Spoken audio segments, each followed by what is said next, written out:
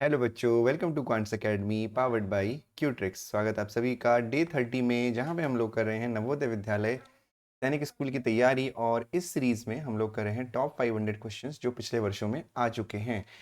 तो अभी तक आप लोगों ने अगर पुरानी वीडियोस नहीं देखी हैं तो उनको जाके एक बार ज़रूर चेकआउट करिए। और छोटी छोटी वीडियोस से मैं आप लोगों को समझा रहा हूँ कि कैसे आप लोगों के लिए प्रीवियस ईयर क्वेश्चंस बहुत इंपॉर्टेंट हैं और उनको करना बहुत ज़रूरी है। उसकी अप्रोच भी मैं यहाँ पे आपको बता रहा हूँ। ठीक है, तो आज की क्लास में भी बहुत सारे अच्छे अच्छे क्वेश्चन होंगे जो पिछले वर्षों में आ चुके हैं। ज़रूर देखिए ध्यान से। शुरू करते हैं आज के पहले क्वेश्चन के साथ। अगर उससे पहले आप लोगों को ये वीडियो अच्छी लग रही हो तो लाइक और चैनल को सब्सक्राइब ज़रूर कर दीजिएगा।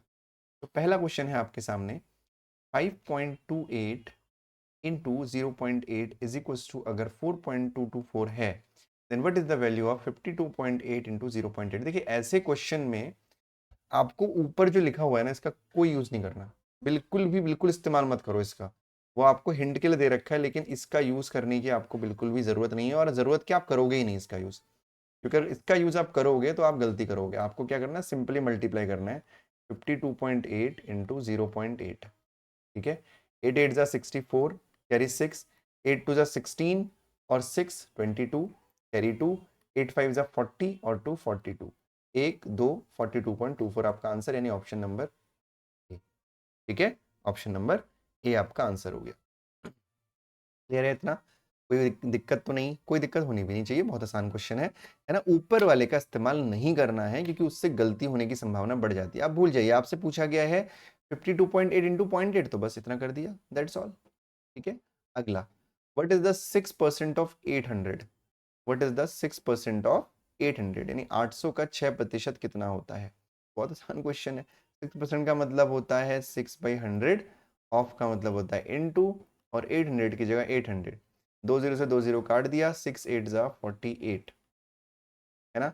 आंसर हो जाएगा option number B, that is 48। ठीक है, 48 आपका आंसर हो गया।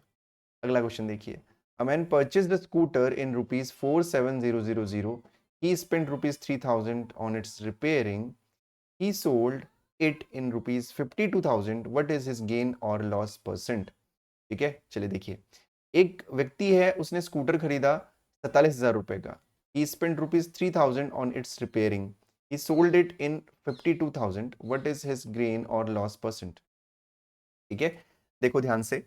अब जब भी आप कोई सामान, मैं कई बार क्लास में बता चुका हूं, अगर कोई सामान आप नया खरीद के ला रहे हैं मार्केट से और उसको अपने घर तक लाने के लिए आप कुछ ट्रांसपोर्टेशन में खर्चा कर रहे हैं, तो जो ट्रांसपोर्टेशन का खर्चा है वो भी कॉस्ट प्राइस में जुड़ता है। सिमिलरली, अगर आपने कोई पुराना सामान खरीदा और उसको रिपेयरिंग में आपने कुछ पैसा लगाया, तो वो रिपेयरिंग का कॉस्ट भी कॉस्ट प्राइस में जुड़ता है।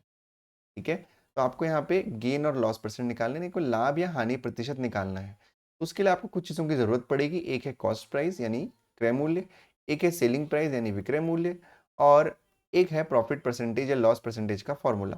तो पहले हम सीपी और एसपी निकाल देते हैं, यानी क्रय मूल्य और विक्रय मूल्य निकाल देते हैं। तो जो व्यक्ति है, इसने स्कूटर खरीदा कितने में, 47,000 रुपये में, और 3,000 रुपये उसने रिपेयरिंग में खर्च किए, यानी जो टोटल क्रय मूल्य होगा वो कितना हो गया, 47,000 रुपये, 47,000 प्लस 3,000। ठीक है, यानी कितना हो गया, 50,000 रुपये। 50,000 रुपये उसका क्रय मूल्य हो गया। और विक्रय मूल्य यहाँ पे आपको दे रखा है 52,000 रुपये, है ना। मैं यहाँ पे लिख देता हूँ, सीपी हो गया आपका 50,000 और एसपी हो गया 52,000। ठीक है, 52,000। तो अब 50,000 और 52,000 ये हो गया। तो अब यहाँ पे हमें ये समझना पड़ेगा कि अब हमें फायदा हो रहा है क्योंकि कॉस्ट प्राइस कम है और सेलिंग प्राइस ज्यादा है। यानी 50 में अगर हम खरीदेंगे और 52 में अगर हम बेचेंगे, यानी 50 में हम परचेस कर रहे हैं और 52 में हम सेल कर रहे हैं, तो इसका मतलब में प्रॉफिट हुआ है। तो प्रॉफिट क्या हुआ है, एसपी माइनस सीपी, यानी 2,000 रुपीज का प्रॉफिट हुआ है। अब प्रॉफिट परसेंटेज का क्या फॉर्मूला होता है बेटा, वो होता है profit upon cost price into 100। अब इस फॉर्मूले में वैल्यू को रख दीजिए। प्रॉफिट है आपका 2,000, 2,000, कॉस्ट प्राइस है आपका 50,000 और इंटू 100। 3 जीरो से 3 जीरो कट गए, 1 जीरो से 1 जीरो कट गया, 5 दूनी हो गया 10, 2 दूनी हो गया आपका 4, यानी 4% का लाभ, यानी ऑप्शन नंबर सी आपका आंसर है।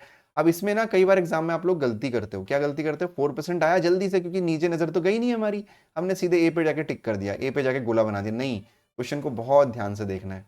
ठीक है, अगला क्वेश्चन देखो, in how many years any amount will be doubled at rate of 10% simple interest annually. कितने वर्षों में डबल हो जाएगा rate of interest 10% simple interest annually.